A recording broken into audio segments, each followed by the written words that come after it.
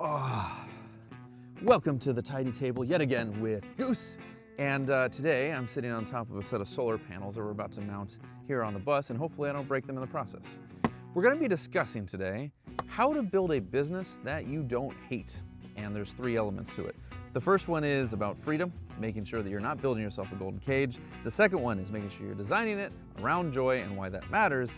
And then the third one is going to be that you test small and pivot fast. Okay, so the first one, freedom isn't just about money. It's interesting that a lot of times when we're thinking about freedom, we kind of associate it with money. I mean, it makes sense, right? We're paying for flights. If you're going traveling somewhere, we're upgrading our house, something like this. What's interesting about that is, while that's technically true, you would be surprised how many people with money don't necessarily feel free.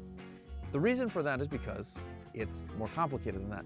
Money isn't really the end-all be-all of making a person free. In fact, a lot of times, as cheesy as it sounds, we all have that old idiom that from movies and stuff like that. Well, maybe the freedom was the friends we made along the way. And in a way, yes, that's kind of what it is. The team that you're working with, the people that you spend time with, the ideas that you build, the projects that excite you, these are a large part of what makes a life fulfilling and actually gives you that sense of freedom. So, am I saying money doesn't matter at all? No, not at all. But associated with that is this idea that you need to be able to be sure that you have some North Star that you're shooting for. Otherwise, what you are certainly making is a set of responsibilities that you're going to have to do day in and day out in order to keep money on your, money on your table, I suppose, but food on your table as well. And it's common. It's really common. Like, I don't know if I can emphasize this one enough. Take it from me, who's met just about every Skool Games winner out there. And this is like a great demographic. So, you know, it's not the example that I would usually have. It's just the example that shows it still happens, even when you integrate business with community sometimes. So how do you do this? Well, the number one thing you want to do is make sure that you have a purpose that you're doing on a daily basis. Like, what is that big, grandiose, like I said, the North Star that you're really excited about? The second part is that you want to make sure that you have a group of people around you that are also aspiring for that same thing. It could be your members, it could be your clients, it could be your loved ones around you, or maybe a partner, right? Those are the kinds of folks that are going to be doing this with you. And what does it do? Well, it gives you something to shoot for so that at the end of the day, you're not just building something that can take care of you. There's what's that saying? In Golden Handcuffs, you're making money. I don't remember it, but the point is that you don't want to be in the situation that you're making money just to live. You're living and making money. So next, we're going to be talking about designing around joy, and there's a couple of pieces to it. The first part is that you don't want to have people around you that drain you. And the second is that you want to make sure that you don't burn out. It's kind of associated with the first one, but how do you do this? Well, one of the best ways that I know is, I'll give you an example. Of all of the Skool Games winners that have come and made a bunch of money in a single month or in a single quarter and come to meet Alex and Sam and all the rest of the people at Skool, it's interesting that you'll usually get two people that leave. You get the Skool Games winner that changes everything in order to make sure that they can serve the mass amount of money that they made, right? I just made all this, I better make sure I get to keep it, otherwise what was the point, right? And then you get the other category, and this is the kind of person who continues doing exactly what they were doing and grows on that. And the difference between those two is the first person that changes and pivots the things that got them to that room. They end up losing it more times than not. And the people that stay the path end up growing more times than not.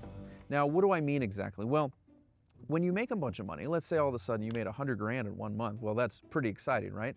Those two kinds of people fit into two different tranches, which is one, this is terrifying, I don't want to lose it.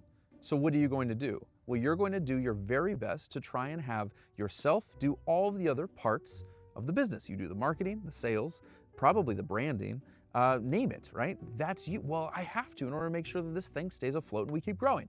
However, the other person understands something differently, which is that as you scale, you have to leverage the strengths of the team. And usually focus is the answer. And I know because I struggle with it all the time. When it comes down to it, the best performing companies almost always have people that are really good at a thing and enjoy it, And so they just focus on that thing. I'll give the example of AI. There's a lot, I mean, depending on when you're watching this, right now AI is very popular.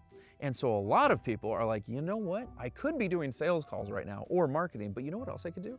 I could build a really bomb app. I just have to sit down, work a little bit with Claude, get this into that and make that work. And you know, in some cases it's true. However, what it is more than anything else is a really sexy, what we call in the business, a lady in the red dress. This is someone that distracts you from the goal of what you're actually trying to do. Unless you're trying to pivot from whatever you're doing, marketing, sales, etc., and just start building as a developer, don't do it, because it's more something for fun, right? Whenever you're doing something in business, you're either, and it's not the sexiest thing in the world, but it will bring you more joy in the long run, ironically enough, is that you really want to make sure that you're doing more of what's working, then you do it better, and only after that do you try something new, or you do it on your own time. And for an entrepreneur, your own time just means a lot of times the time that you could spend making more money, growing more sales, finding more leads, any of that stuff. So it's worth really, like, I'm stressing this significantly because there's a really big point here to be made. Like, at the core of all of this, it's that if you're really truly able to take that first part and decide not only your North Star, but what you want to do, what you really enjoy doing, if it's marketing, sales, etc., well, then stick to that and keep doing that, because that's going to be where the growth comes from. And if, as your business grows and maybe it requires an app, well, bring someone on for that, or bring someone on, a team on for that. It will cost more in the short term, but much less in the long term, which will be the fracturing of your attention, arguably the most important part of the entire thing. Now, lastly, do we have water? I'm starting to get a little famished again. Oh, sweet. Hot Wheels, yes! I have so many Hot Wheels. We're gonna grab a Hot Wheel and a dinosaur and maybe something else. Number 3, test small, pivot fast. All right. What I mean by this is anything that you're doing, especially when you're starting a brand new project or the new business, test it like as soon as you can. And I don't mean like, well, here's my favorite example of it. If you want to go swim out in the water, you can research it all you want. You can learn about all the different ways you can swim in a book, right? You could go to the library and figure out all the different places you could swim. But it's not until you get into the water that you're actually going to learn how to swim, which is why swimming lessons are usually done in the water. You can't really research those things. It's funny how often that's actually the case, where you should be in the environment in order to learn the thing. I can't tell you how much more I learned about business in 6 months being out of college than the college itself when I was learning business. It was a waste of time if you compare the two, and arguably significantly less expensive losing 2 or 3 different companies than it was going to college. So it's interesting that from that you can surmise it makes a lot of sense to just test as soon as you can what it is you're doing, which would be like finding your audience, seeing if they need it, seeing if it gives them value, right? That kind of test. And pivot fast. If it doesn't work, great, make those changes. You shouldn't get married to the very first thing you do, because, you know, odds are we're not going to find whatever that thing is on our first swing. It happens very rarely.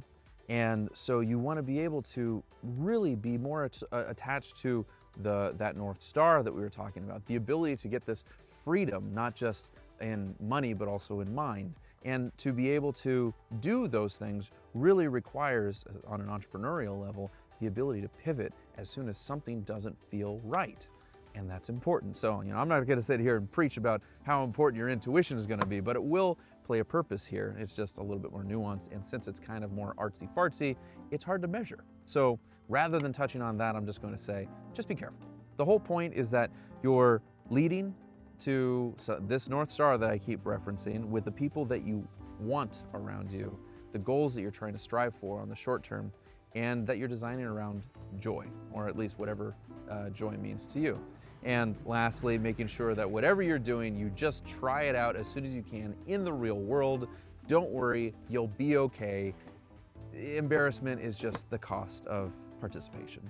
And that, make sure you're pivoting fast, because if you get stuck and married to the first idea you have, well, it would be like marrying the very first person that you ever see. I don't think that would make sense either. anyways, okay. I hope that helped. Have fun, make friends. I'll see you out there. Hope these solar panels still work. Bye-bye.